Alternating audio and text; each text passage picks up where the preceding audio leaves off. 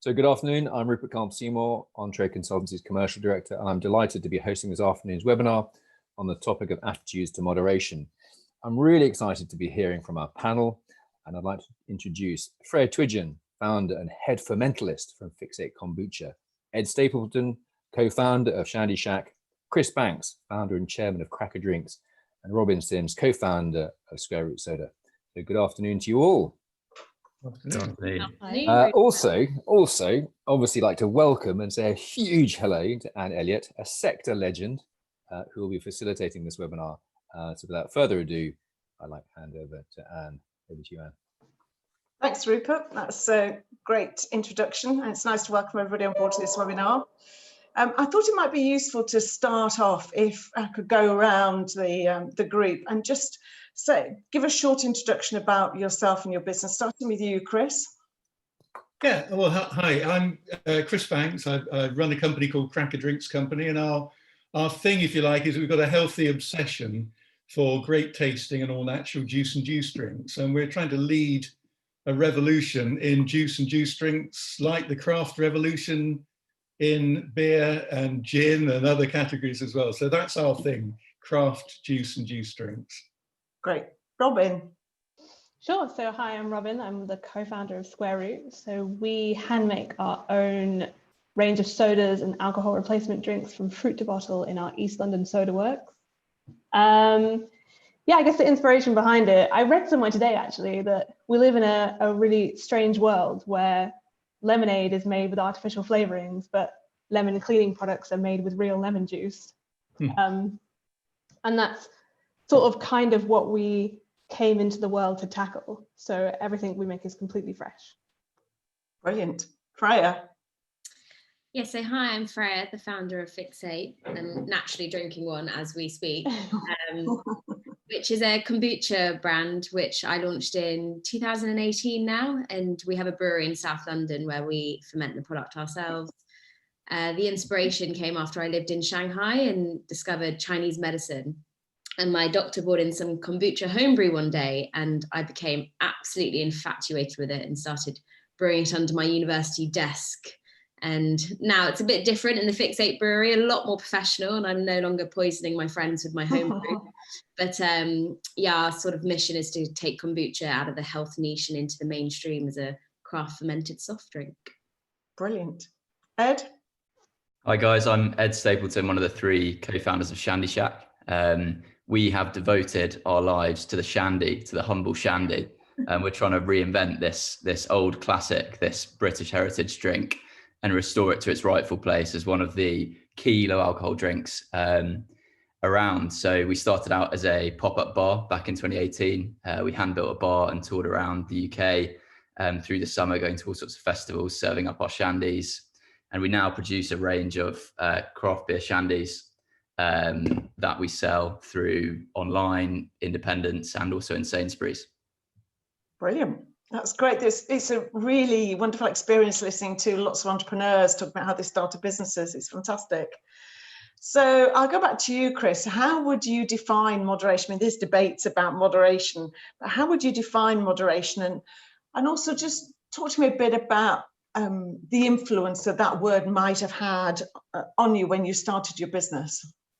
Well, I think it's generally sort of recognized, isn't it, that, you know, 1 or 2 drinks a day might be regarded as moderate, but anything above that is regarded as excessive. So that's the kind of benchmark. But I think Public Health England and DrinkAware and lots of other people have been saying that actually, if you want to try and manage and control your drinking and reduce it, and a lot of people do, then moderate drinking can involve having days when you don't have any alcohol at all. And that actually it's easier, people find it easier to have, instead of a very large glass, have a smaller glass. That's quite tough, but actually saying, I'm just going to have a day off, or as Public Health England recommend, a couple of days off, you know, one after the other, as a good way of moderating your alcohol consumption while at the same time giving your body the chance to recover and have a healthier, you know, an overall healthier outcome. So the thing that really bugs me is that so often you hear people saying, I'll just have So if they're going to have an alcoholic drink, particularly we're talking about in the on-trade, they'll specify that they'll get traded up to something perhaps, very premium, very beautifully presented, and all the rest of it. And the person who isn't drinking will just have an orange, or I'll just have a cola, or just have a lime and soda, or whatever.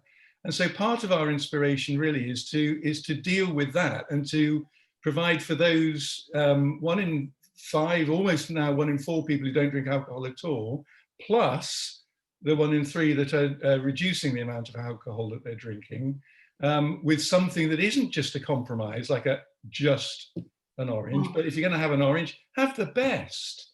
If you're going to have a soda, have one that's that's presented, made and beautifully, and presented beautifully, and enjoyed in that way. So it's those occasions that we've got in mind, and I think something like 40 to 50% of drinks occasions in pubs involve non-alcoholic drinks these days.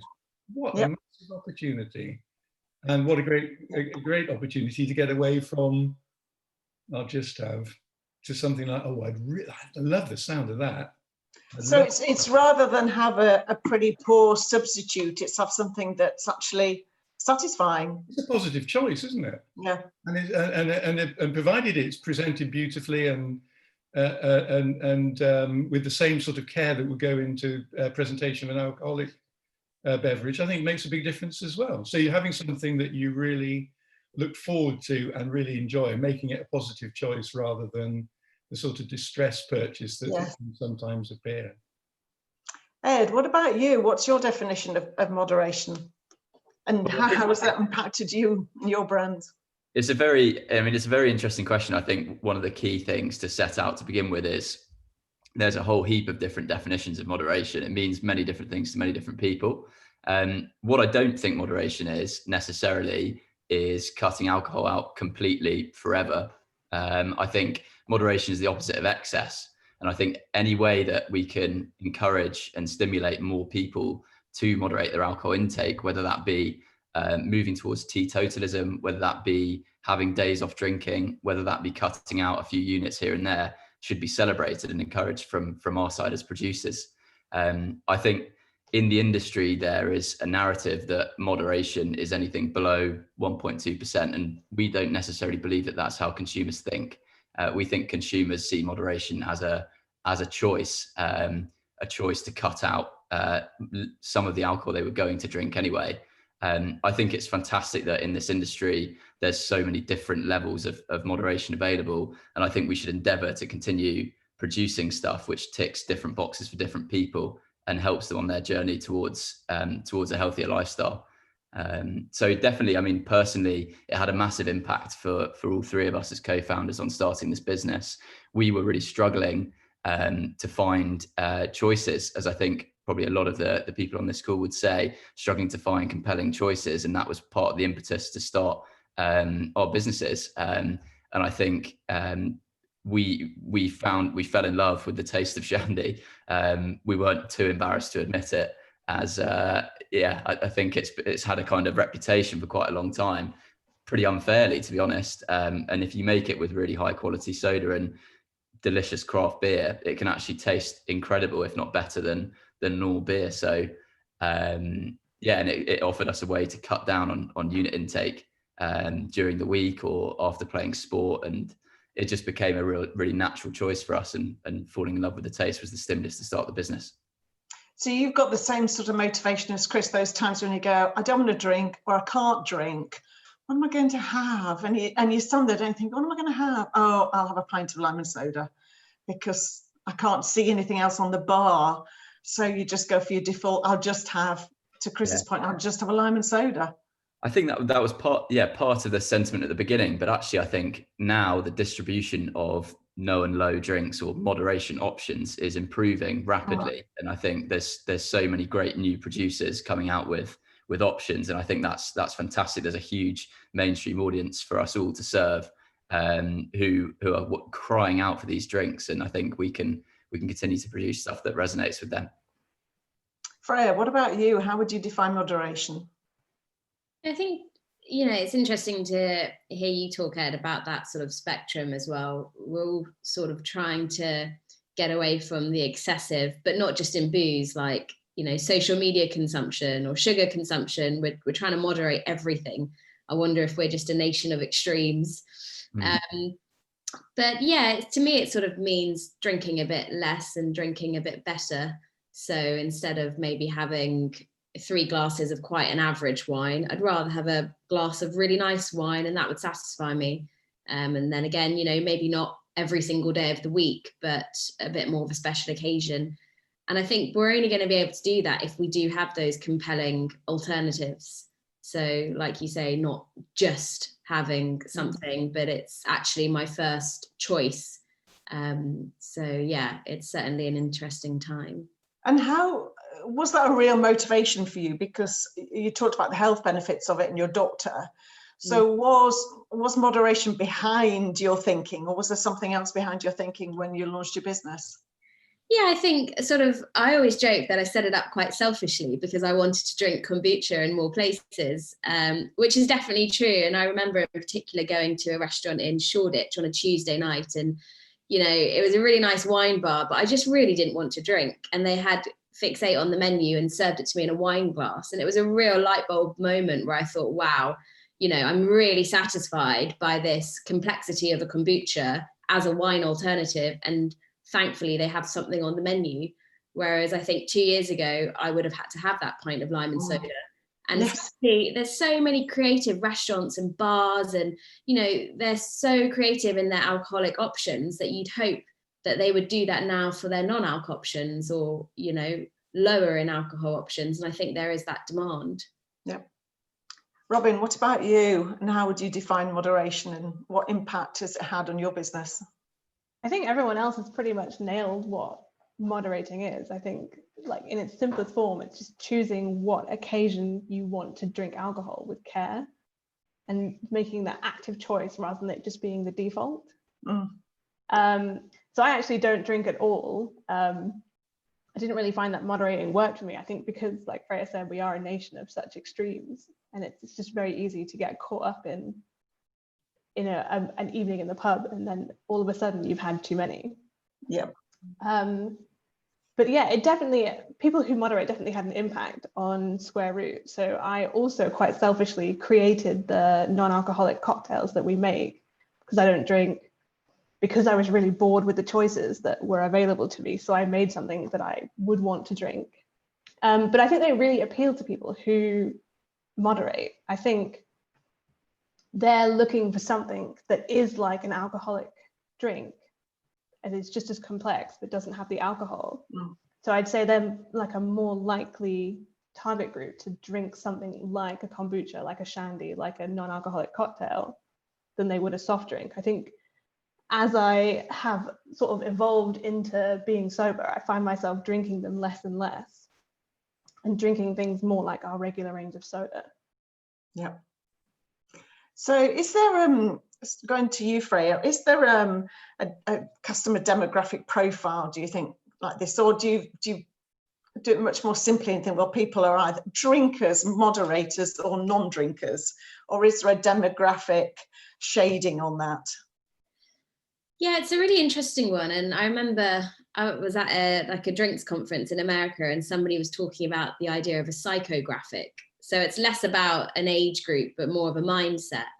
And that really resonated with me, because I think you can be whatever age, and it's really just your mindset and your approach to, wanting to look after yourself. Quite often, we do see the implications of too much alcohol is not that good for us, whether it's disrupting our sleep, which disrupts our energy.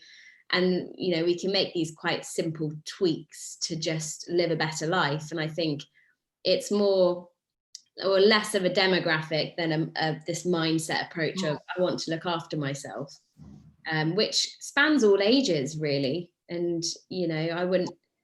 Yes, there is some argument to say it's the younger targets which are sort of drinking less. But even I see my parents, and I see them really trying to moderate. It's hard for them because they're not necessarily used to this idea of moderation.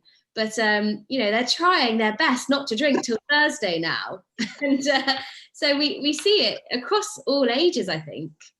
Yeah, I think I try not to drink till 6. I think that's mine. Ed, what about you? What about the demographics that you've found? And I suppose the other question that is how I'll come on to that separately, because I want to talk about your marketing, how you've marketed it to it, but talk to me about what you thought about the demographics. Yeah, I completely agree with Freya, actually. I think it is a mindset thing. I actually think it's quite dangerous to think of moderation as a demographic focused topic in some ways, because otherwise we'd just end up making drinks that appeal to one demographic that's most likely to be a moderator. But actually everyone, you know, this country's had a drinking problem for a while, and it's gradually changing, and there are a bunch of different people in different demographics that would appreciate high quality, lower alcohol options if they knew, if it was served to them in the right way and kind of brought to them in the right context.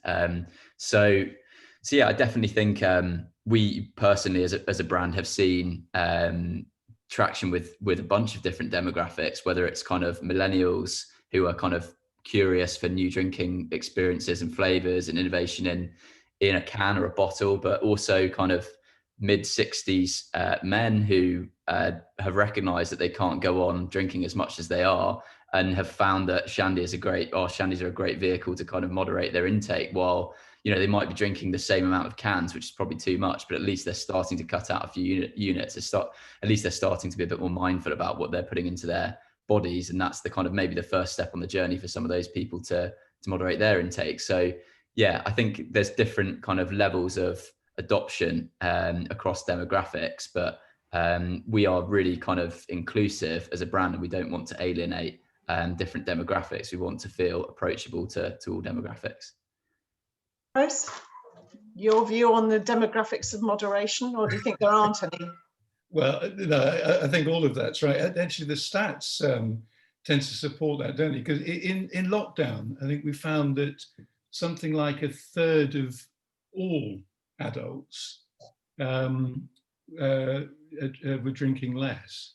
So it's not, you know, now only, you know, 10 or 11% of individual subgroups, or, you know, Gen Z or millennial or whatever. So for it to be that broad gives you a strong indication, doesn't it? And only 6% stopped, but 1 in 3 cut down, and that's quite, that shows you that it's a movement. It's not a sort of niche interest. It's a, you know, it's a very strong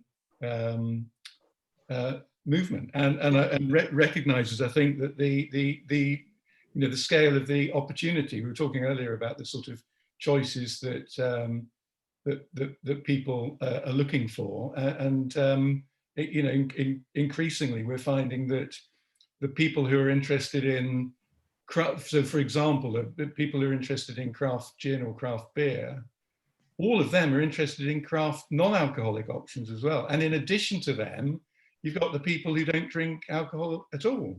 So it's not a surprise, I suppose, that, you know, these become mainstream opportunities. There are more people interested in craft juice and juice drinks, for example, than any other category, including beer or gin.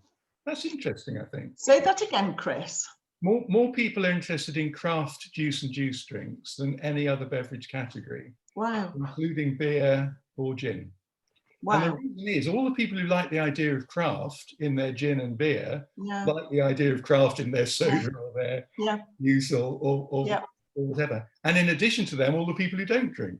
So that gives you a sense of if you like, that it is more a mindset than an individual, you know, demographic. Robin, what have you thought or found out about the demographics, if you like? Do you agree with the rest of the panel that it sort of crosses all demographics and all age groups?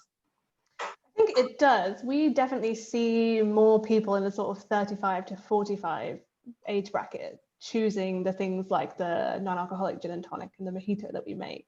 I think those kinds of products appeal to them. I think maybe also you sort of reach 35 and suddenly realize that maybe you're not as indestructible as you thought you were, but you're not ready yet to give up a gin and tonic, so you're looking for something that tastes like that. So I think that's why that appeals. Yeah. Ed, one of the things you talked about was you said, if you start to say, if they know. And one of the things that I suppose you're all going to come across is how do you build awareness? You know, what do you do in terms of your marketing for this? Because it's okay being in a bar in Shoreditch, Freya, as you've said, but how do you get into the thousands of pubs and bars that there are around the UK? How do you gain your distribution? How do you build your awareness from a very small base? And everything starts off from a small base, even Pepsi and Coke, but you know, how do you create that awareness? Well, it's a very good question, Anne, and yeah, hopefully we can figure out the answer, because I think that's the secret to growing our business. But, I think there's a few kind of different organisations that I don't think we've been involved with that heavily, but certainly organisations like Club Soda that seem to be pooling together all of the kind of no and low space brands and kind of driving awareness as a group and increasing distribution as a group, who deserve a lot of credit for kind of moving forward that agenda. In terms of kind of raising awareness, I think gradually, certainly kind of buyers and distributors are opening their eyes to this increasing consumer demand. It's all driven ultimately from that consumer demand. It doesn't make sense for it to be distributed more widely unless people want it. So it's kind of a double-edged equation in that respect. But yeah, I think it's a really challenging question, and something which I'm sure we're all striving to do with our separate companies.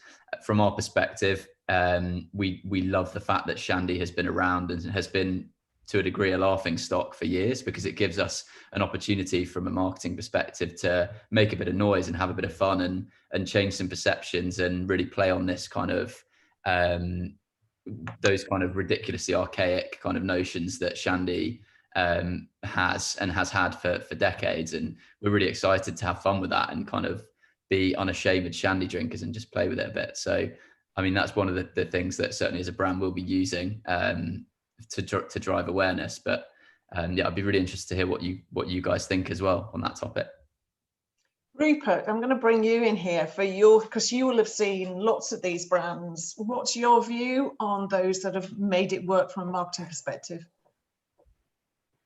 I think there's a number of different elements to it. I think as you all touched on, it's sort of the expansion of the demographic. Talking about moderation, yes, certain age groups are more aware of it from the health point of view, and the physical sort of reaction of alcohol. I think people's perception of alcohol and what that does to us individually and collectively is really important. So moderation for the last 5, 6, if not longer years, 10 years probably. But seeing no and low and that category grow exponentially over the last probably 5 years in particular, and the awareness is definitely happening. There's definitely a movement, as you touched on previously as a panel. But I think the more brands such as we have on the panel here who are pushing that awareness of choice. I wrote down here hashtag board of choice, hashtag positive choice. Mine's, we all have experiences where we go to a bar or a pub or a restaurant, whatever it is, in the on-trade, and you're with a group of people, and one person's maybe a designated driver, or maybe there are people in your friendship group that don't drink. It's not embarrassing to have that. Yeah. But actually, how do those people enjoy the evening? Chris has got an amazing posh lime and soda. How many people have had a pint of lime cordial splash soda and it just looks not great? I've ordered from Square Roots some fantastic non-alcoholic cocktails because my wife is choosing not to have an alcoholic cocktail every night, an alcoholic drink every evening. So it's just change, and I think change is really exciting. And I do think, I won't talk about all the brands. I love Fred, the Fixate products, and the Shandyshack. I do remember, unfortunately, my can of Shandy Bass when I was 15. So I get that. I think that's a really cool, fun thing to be playing with. I don't know if I've answered your question, Anne, but yeah. Well, I think it's a different perspective on it for compared to Chris and you having to build awareness, not of the sector. I mean, you can spend your time creating awareness of the sector, but you really want to create awareness of your brands. What have you done particularly to drive awareness? What's your marketing been like to do that, Chris? You make a really good point, Anne. And given that two of you have already mentioned lime and soda, I think I probably ought to as well. 38% of people visiting a pub or a bar at some point during the year will drink a lime and soda. So again, this is a lot of people do, and they drink it because it's refreshing and because it's lower in calories and because candidly because it's a bit cheaper for some people who's choosing it for that reason. But we did ask them what, I will get to answer your question in a sec. We did ask those people, well, how interested would you be in a posh one? So real lime and real, to the point that were made earlier. So real squeezed lime and real soda water rather than a Dayglow cordial with some fizzy tap water. And lo and behold, nearly 60% said they would be. And that you end up with that, which is a very different looking drink from what consumers would often experience. So are you interested in would you like to try a posh one in a bottle with real lime juice and real soda water? And the majority of people would say yes. And so I think what we're trying to do is, instead of trying to educate them that lemongrass and ouzo is the next combination, and waiting for them to come in and ask for it. Our approach is a little bit different, which is to say, if you order an orange, we'll make sure we serve the best. That's our line. If you order an apple, we will serve you the best. If you order a lime and soda, equally we'll serve you a really good a crafted one. And if you happen to order a sparkling apple drink, we'll serve you one that tastes great with 40% less sugar in it. So in a sense, that gives you a feel for how our approach is a little bit different from some others. And that's the beauty of it, isn't it, really? Which is that we're not all fighting for the same little niche. We're doing it in different ways. Ours is to say that for the categories that you're interested in, that may not be the most leading edge, to Ed's point around shandy. If you want a shandy, have a great one. That's really the point, isn't it? And I think we're in the same sort of ballpark, that, if you like, that's what we would like people to do, and then they're prepared to pay that little bit extra for the enjoyment and also for the experience. And that seems to fit well with, table service post lockdown and that sort of thing, which is a different sort of occasion that we're all marketing to now, than just grab a pint and plug it down. So it's that's how we're tending to approach it. I've a vision of you all surrounded by drinks. Oh, well, of course, they're all there, aren't they? Yeah. That you can just reach out to in a minute. I suppose from that perspective, Chris, you're talking about once you've already got your products in and they're there as an alternative for customers. But, if you've got to gain awareness, Robin, within the trade, within pubs and bars for your product, so you're marketing both to customers and you're marketing to operators. How do you do that, Robin? I think it starts with the bartender. So what we saw with craft beer, with craft gins, now with craft dark spirits, is that it's really the bartender that is pushing to have these products behind the bar with them. They're sort of taking on board these brands, they're moving them wherever, because bartenders move around a lot, they're moving them wherever they move to. And that's really how these three trends have sort of exploded over the last 5 years. So I think we really need to be educating people working behind the bars, engaging them, and sort of working on a message that really works with them on moderating, on not drinking, to get them to understand why people are coming into their venues and why they're choosing to buy something that they've recommended, or they feel so overwhelmed that they just order a lime and soda. I think that's what it really comes down to. I think for me personally, one of the one thing that will make me never go back to a pub or a bar is going up to a bar, asking what non-alcoholic options they have, and essentially having someone like wash it away and say, oh, we don't really have anything. I would not, it's just, why would you ask me for that? Why would you bother? Why would you not have one of the 20 craft beers that I've painstakingly selected, or this huge shelf of gins that I've got? Why would you choose a soft drink? So I think it's really about converting them. Yeah. And how do you do that though? How do you get, as a brand, how do you communicate and get to bartenders? I think it's especially difficult now that so much has gone online. Pre-COVID, we were doing things like organizing non-alcoholic cocktail masterclasses with people and inviting them to come to us and learn how we do it, so they sort of get the same idea. So people have now a really good understanding of how craft beer is made, about how craft gin is made, and it's about translating those same things into how we do what we do, and sort of putting it in their minds that it's the same, but just not alcoholic. And do you do that? Is it all social? Yeah, definitely. That you use? Okay. What about you, Fred? Could I just say something? Yes, I mean, what I've really enjoyed getting to know everyone here on the call is the provenance and the story. And, through social media, through these guys' Instagrams, through their Facebook pages, the continual messaging that you put out to that world is fantastic. I mean, it really is. It's clever, it's insightful, it's disruptive, it's interesting. So okay, I'm reacting to it because I'm interested in the brands, and I think the demographic are probably in those channels going, that's interesting, that's new. We all have our whatever they're called, phones, so we get quick access straight to the best drinks available. The gap is I can see it on my phone. Where do I find it? In my local boozer, have they got it? No. And that's my so Freya, how do you sort that out?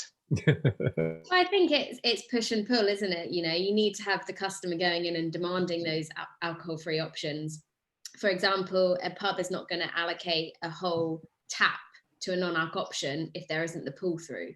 So I think, it's starting at the ground roots with the consumer as well, and really understanding where they're going to drink. And somebody said to me the other day how the rise of specialty coffee shops was taking away from the pub mentality, because come 4 p.m, now you go for a coffee, not a pint. And so it's actually even more important than ever for great pubs, bars and restaurants to have great soft options. Otherwise they sort of do lose that business. But we try and collaborate with various bartenders and brands, and in terms of marketing, I think it's about sharing audiences. And we've been doing some work with Seedlip on some non-alc serves, and they've got already an amazing standing in the non-alc space, so it's great for us to potentially introduce our products to those consumers. And likewise, working even with booze companies and making low alcohol serves which they can feel proud of. And so showing the versatility of your product, not as it's soft or it's hard, but there's a whole variation you can have in the middle of how to actually consume your drink. Yeah. Where's the future going then? So Robin, I'll start with you. Where's the future going in terms of moderation? I think the future is probably in more products that fall in that low category. I think there's loads of stuff that is no now. There's almost, I look on the internet and there's like 5 new brands a day, it often feels like. But there's not a lot of people who are catering to that sort of 0.5 to 3% range. I mean, Shandyshack is obviously a great product to cater to that. There's a small beer as well who are doing low alcohol beers. But I think there's so much that we can do in that space, and then it's still about getting the messaging right about what moderating is, and that it's still moderating. I think often people feel like it's not drinking at all, but I definitely see there's a big opportunity in the low sector. And do you see it continuing to grow exponentially? Yeah, I think we've only really, it feels like there's loads of brands, but I feel like in terms of the distribution of those brands, we've only really scratched the surface of what could be possible. Chris, where do you see the market going? I tend to agree with that, actually, and and actually a lot of new entrants in the category is a good thing. I mean, it creates noise, it creates excitement and interest, and some of them will work and some of them won't. But it has been interesting, hasn't it? You keep thinking, how much more room is there for new gins? And then they keep coming out, you know. And I think it does help to encourage the consumer choice, because people are, you know, I think it was Freya who was saying, what have you got in the low or the non-alcoholic options or whatever. I think people are saying, what have you got that's new? They're interested, continue to be interested. And so we have to play to that opportunity. And you know, it does suggest that with so many more people interested in moderating their intake of alcohol, the demand for these sorts of products in combination or whatever, low and no alcohol, will continue. And I think, you know, with health having been raised so much up the agenda as a result of you know, the series of lockdowns and the constant messaging we're getting about, you know, look at the need to look after ourselves, I think that's something that will continue for the foreseeable future. And you know, 2021 could be a really good year, I think, from that perspective, as we get a bit more activity, but that pent-up demand for something that's new and different and enjoyable and positive in the no and low alcohol sector will I think, have a big impact. Rupert, do you see the market continuing to grow? Yes, I do. Yeah, I do. I mean, you know, Movember started when? When did, you know, Sober for October start? When did Dry January start? You know, these are now staples. These are parts of our annual life. So I think people who innovate and bring new brands, new drinks to the marketplace will only succeed. Innovation and new product development is tough. You know, not everything will win, but I think as the consumers already see more and more brands in the marketplace and more choice, they are seeking that. So I think it's going to grow and grow and continue to grow, and more companies are getting more involved in it. There's more research done. You know, we know our friends at Cam Media do a lot of research on low and low. Yeah, it's a really exciting space to play in. What about you, Ed? I mean, it was interesting you talk about that space. I mean, and in the CAM research that I read, they said 47% of people are seeing no and low alcohol in supermarkets, but they're just not seeing it in pubs. So in terms of the growth, Ed, where do you see the growth in this market coming from? Can it go and move more strongly into pubs, or is it going to be an off-trade only?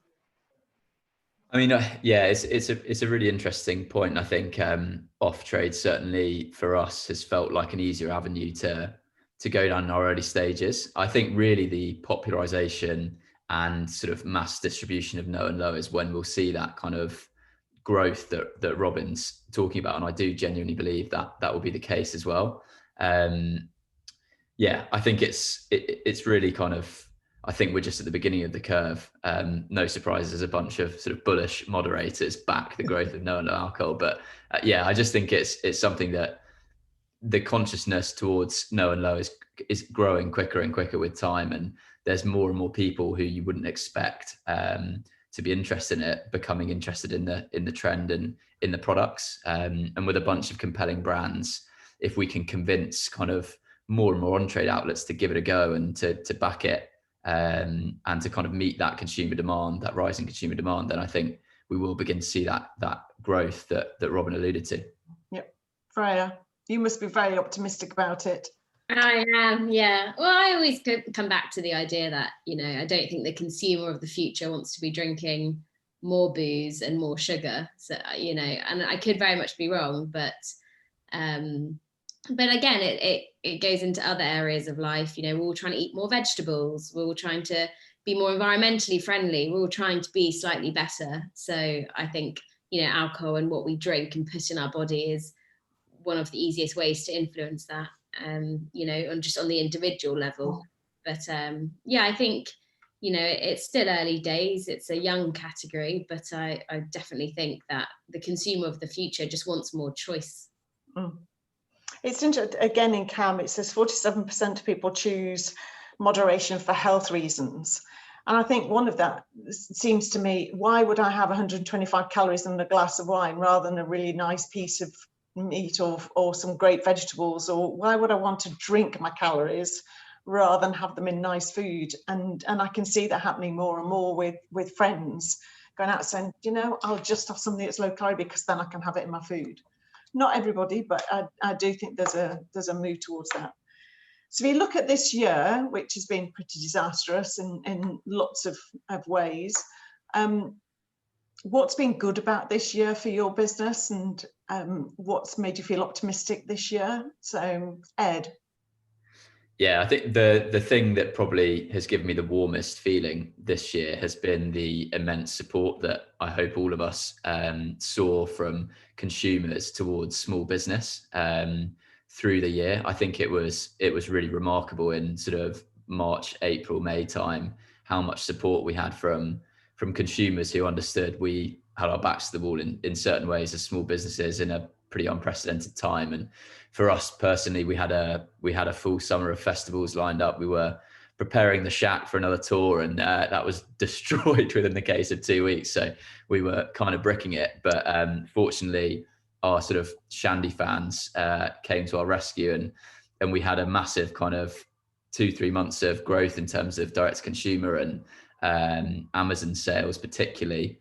And that really kind of gave us a real kind of leap into bigger wholesale distribution. So it's been a crazy year, I think, completely sort of mind bending in ways, and quite concerning, quite stressful, but also quite exciting at times to see trends that I think people predicted to happen over the next kind of 5-10 years just happen in the space of 6 months. I think pretty exciting in terms of consumer trends, but obviously deeply concerning at the same time and worrying. So yeah, it's been a bit of a roller coaster, would be the only way I think I could summarize it. Do you feel the same way, Freya? Yeah, I think, you know, there's been some silver linings. Direct consumer for us really wasn't a focus before the start of this year. And, you know, it had to become the focus because our out of home product simply didn't have an out of home market in the space of a few weeks. So, and I think that there's some amazing insights there into who is actually buying your product and having that direct relationship with them and listening to their feedback. You can actually speak to them directly if you want to. So yeah, I think there's been some really exciting developments from the year, despite the sort of overhanging gloom. But yeah, I think hopefully we're all feeling a bit more optimistic for next year, and let's hope for a bit of a hospitality revival and all the rest. Chris, how's this year been for you? Well, Jan and Feb were great, actually. And it was, you know, we were being teed up, I think, for a really good year. And yes. So then, obviously, since then, it's been very, very, very, very difficult in the hospitality and on-trade food service part of the business. But I think it has been quite interesting. Not so much for us direct to consumer as direct to home. So online, but via traditional retailers. And the growth of home delivery, which was, you know, was, as you say, gradually growing. But I was talking to one of the operators the other day who had achieved year 8 of his 8-year plan in this summer. Wow. Year 8 of his 10-year plan, I should say, and was having to rewrite it because it's not going away.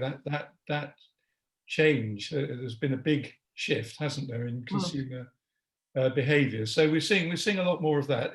Conversely, I think we've also been encouraged by the conversations that we've been having, albeit difficult during lockdown, the principles that we've just been talking about, I think, of approach, and particularly around these no and low categories, are well understood by pub operators. And we've found, so we've had some really good conversations that maybe it would have been more difficult to have if we were just in the cut and thrust of day-to-day operations, as we so often are. But encouraging conversations that they see this opportunity that there is also for premium drinks in the no and low categories. Apologies for that, by the way. Is that you, Chris? Well, I have to confess, don't I? Yes. Yeah. So Robin, how's this year been for you? It's definitely challenging. So we're a very on-trade focused company, which is really interesting what you said, Ed, that you found it much easier to go the off-trade route. We've almost found the exact opposite to be true. But then that obviously has presented so many challenges for us this year. And I was very, very grateful that we already had an online store fully set up with distribution already in place. So it was very easy for us to start focusing on that. And I'd say one of our big successes this year has been utilizing that customer base that we've generated through having an online store to engage them in an interesting project and see great results for it. So we ended up crowdsourcing our latest recipe for a non-alcoholic cocktail. The sort of thought behind that was to engage all these people who are spending so much more time online in a project and see what results we get, because obviously I've already said selfishly I've been creating all these drinks based on what I want to drink, but that's not necessarily what everybody else wants. So that was a really interesting product for us, and it's actually turned into one of our most successful launches ever, which has been a really exciting thing to see. I think there's been that feel all around the sector, hasn't there, that people have had to put in place plans that were due for the next 3 years. They've implemented in the last 6-7 months. They've just had to. The speed of change and innovation has been amazing. So if you're looking at next year, where are you excited most? Where are the opportunities for you? And I'll start with Freya. Oh wow, well, we've just released some new cans, so we're quietly very excited about those. In terms of opportunities, it's hard to say because the landscape's just still a bit unknown. I think direct consumer will continue to play a convenient part in a lot of customers' lives. And we sort of know how easy it is to pretty much get everything we need now delivered to our door. So I think that's something which, nobody can turn a blind eye to. And the companies of the future, it's a hygiene factor, simply having that set up now.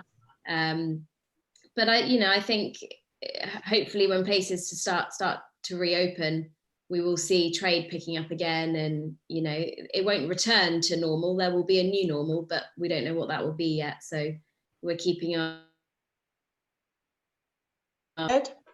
Yeah, I think Freya's completely right on that last point. I think the difficulty is anticipating what the future looks like. What does summer 2021 look like? Are people going to be vaccinated and flooding into pub beer gardens and kind of celebrating with almost like a post-war spirit? Who knows? I mean, I certainly hope so. I'd love to be back there kind of supporting these hospitality outlets that have struggled so hard to stay open and to kind of give people that solace that pubs and those sorts of places do give. So I suppose my hope and my wish would be hopefully we do see that kind of summer where people are pouring back out and kind of going to support these places that have been really struggling with the circumstances and kind of getting out and enjoying socializing again. But I think it will all depend on the vaccination program and how we return to normality, and it's just so difficult to predict. Robin, summer 21, what do you think it's going to look like? I am strangely optimistic given the year that we've just had. I think, like everyone is saying, I would love it to be everyone back in the pub beer gardens being like a key focus. But yeah, we just don't know what's going to happen, do we? No. Chris?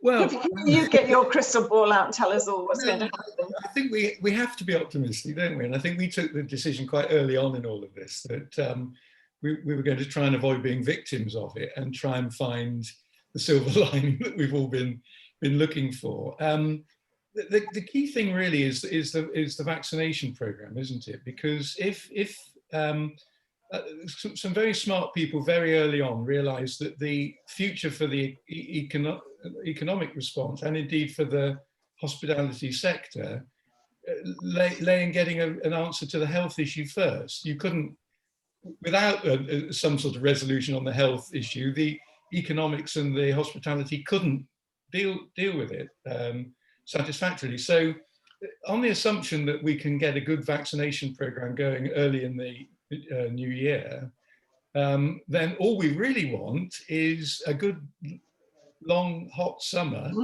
and loads of ice.